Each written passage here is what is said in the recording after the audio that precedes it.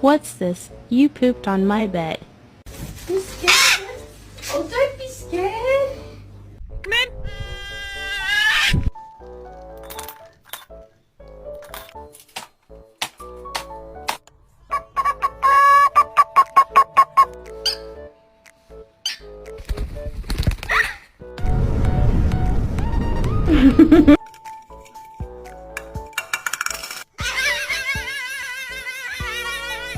They don't want me.